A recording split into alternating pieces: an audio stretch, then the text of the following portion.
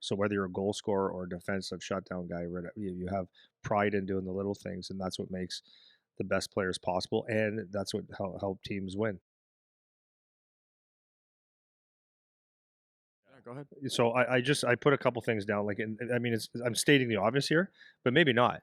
But roles are important is because teams are made out of many components, right? So especially as you get older, not everybody can score. Not everybody can just be defenders. If you have all goal scorers, then that's one thing. If you have people that only want to defend, then you don't put pucks in the net, right?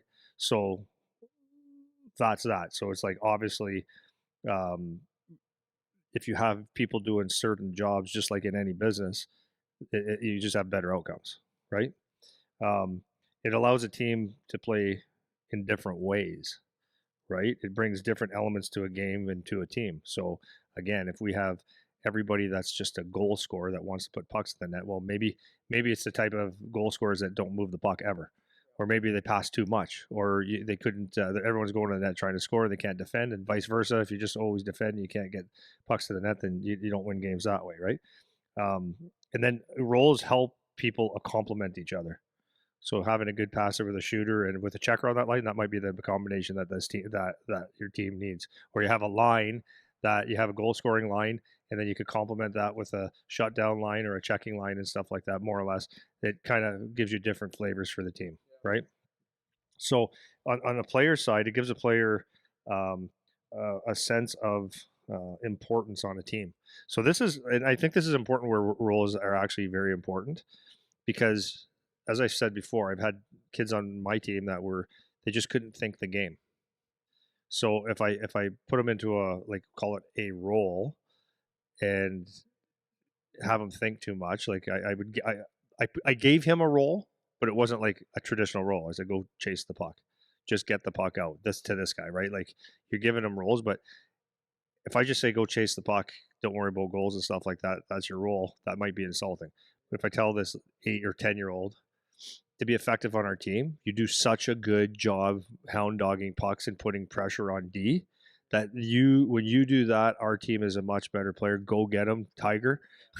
Then he takes a sense of pride in that. It's like, oh, I did my job, right? So giving people roles, and if you explain the why, and you show them that it's very, very important that we have this on our team, and if you doing that makes our team better, kids are more willing to do that typically, and they feel very important doing it.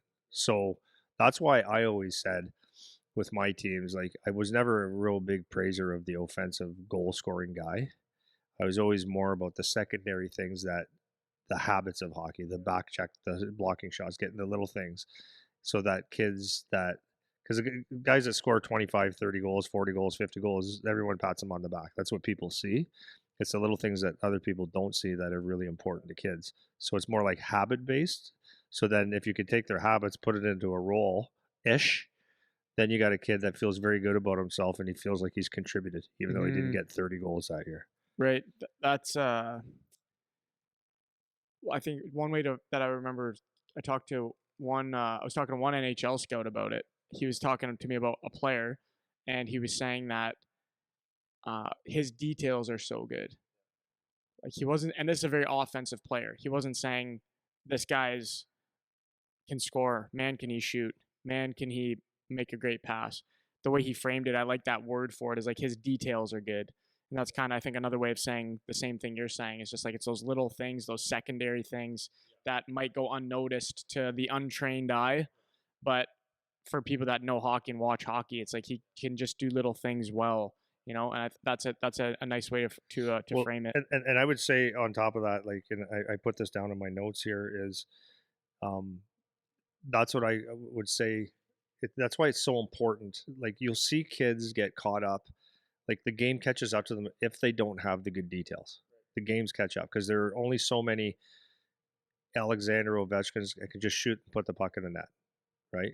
There's only so many guys that can play anything like Connor McDavid, a Sidney Crosby, like those high, or even the best power forward. There's only so many guys that can actually do that job real well. So when you look at guys, and for an example, if you look at Steve Eiserman, like, the kids don't really remember him too much, but if you look at Steve Eiserman when he played, He was an offensive player that was really good. And I don't know this firsthand, but this is how the story goes, is that at some point, Scotty Bowman came in and really tightened up his defensive game. And I don't think he had any reluctance to it. Maybe he did. But being an incredible player already, when he tightened up his defensive game, that's when they won their championships, and that's when he was like a star. And if you even look at Connor McDavid, his first couple years in the league, he was an offensive, like just unbelievable. But not that there was a knock, but the little bit of a knock was like maybe he's not the best in his own end. And as that got better, he became better and the teams become better. And if you look around the league, your best offensive players, when they learn how to play both sides of the puck, they become really, really good players. So I said all that to say, before roles are that's what I'm saying about the non-negotiables.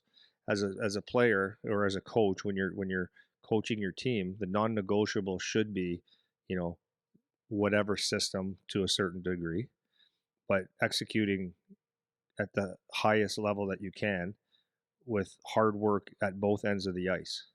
So when you understand from an early age that when you backcheck, there's backchecking that looks like you're trying a little bit, but then there's backchecking that where you actually want to recover cut pucks. And then there's defensive zone, like I always say to players, is when you're trying to score goals and you put pressure on guys. There's you can see it visually how hard guys work to try to put the puck in the net and forecheck. And a lot of times you come to your own end, you don't see that same passion, that same hard work, and that same intensity. So teaching those little details makes you a better player early. So now, even so, having those non-negotiables, like actually working on your face-offs and trying to win, right? Doing those little things and creating that habit. Now, when the roles come, you're like just a better player all around. So whether you're a goal scorer or a defensive shutdown guy, you have pride in doing the little things, and that's what makes the best players possible, and that's what help teams win. And I noticed the biggest difference is, to me, and obviously because there's glory in scoring, and there's not as much as just defending okay, because you don't see, people don't jump out of their seats when a guy steals a puck and turns it up the ice. Right? You know what I mean? So long story. No, but well, the funny thing about that part, just on the tail end there, is that normally with your team, maybe not with the fans, but with your team, that's where you get the praise. Like your teammates notice that. Like everybody loves the guy on the team that will eat the shots and is like winning faceoffs and back checks hard. Like everybody on the team feeds off that, even if maybe the fans don't as much because they don't appreciate kind of what that does for the team. But the only other thing I was going to add is this is just another, people will like this example because everybody likes the movie Miracle, right?